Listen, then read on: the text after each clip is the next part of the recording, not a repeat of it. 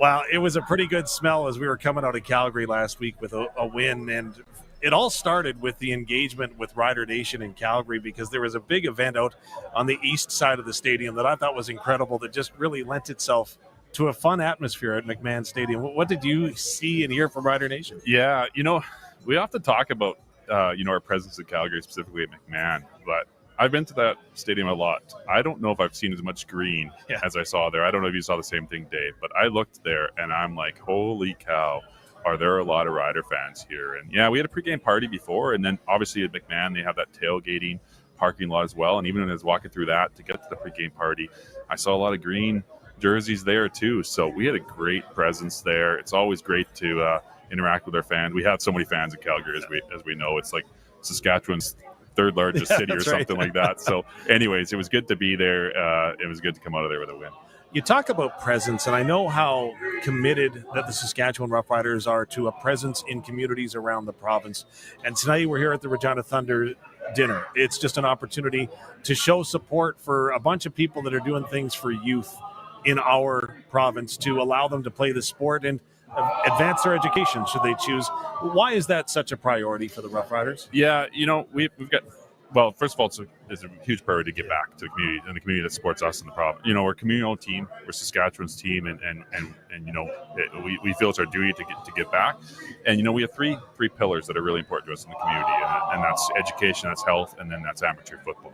And so, whether that's flag, whether that's minor, whether it's high school, whether it's these elite teams with the Thunder, it's really important for us to be here. I know Murat, their president, reached out and sort of said, "Can we get a couple of players here?" So we were able to get AJ Olette and Keen Schaefer-Baker here tonight to show some support. And yeah, they're expecting a sold-out dinner tonight, and it's just great to see, and it just helps grow junior football in our province. When it comes to me being new, I was trying to paint the house, not a good thing. But there are some amazing artists in Rider Nation, whether it be the Obsidian and the new logo that was introduced earlier this year, or the Indigenous logo that will be shown off by the club this weekend as part of Truth and Reconciliation Weekend across the league. Chris Chipek from Red Pheasant First Nation. What a talent. What an incredible vision. It's incredible. You said it. It's incredible. Like Chris Chipek, what an artist. And I don't know, I think you guys had him on your program, or I've heard him, on the radio, and he's talked about it. I don't know if he said how quickly he did this logo, so I don't want to spoil that. But he did this relatively quickly, and to come out with this, first of all, the story behind it's incredible, and then just the quality of the logo and just the response has been really outstanding. And what an incredible talent. And I know he did the Huskies logo as well. Yes. And so we were really happy. We ran a bit of a process because we wanted to sort of be, making sure we sort of were open to all Indigenous artists throughout the province. And we were really happy with Chris submitted. And when we saw his design, we were blown away. I was blown away, and we talked about this before we went on the air. When I walked the concourse the other day, because quite frankly, the klutz that I am, I dropped my pen, and I had to get my lucky pen, and it just had me go around the concourse, which I don't typically do on a practice day. And there were boxes and boxes and boxes of books. And then when I did some asking, like, what's the program? I don't understand it. It was incredible. Can you explain what the Rough Rider Football Foundation has done? Yeah, so that's a foundation partnership with the Jays Care Foundation. So the Blue Jays, they have a charitable arm as well called Jays Care, and obviously we have the Saskatchewan Roughrider Foundation. So they approached us about hosting essentially a book fair where teachers throughout the province can come to Mosaic Stadium and just get books for their classrooms. There's no charge. They just walk in and they sort of, I want this, this, and this, and they walk out with books. And so as we were talking about, originally I went down there and I was blown away, and I thought, man, somebody said there was 6,000 books. I'm like, well, that's a lot of books. And then I heard today it was 60,000 books. Yeah, not 6,000, 60,000 books. So yeah, that started about a couple hours ago. So it's tonight, and then it's tomorrow, and tons of teachers registered, and it's just going to be great.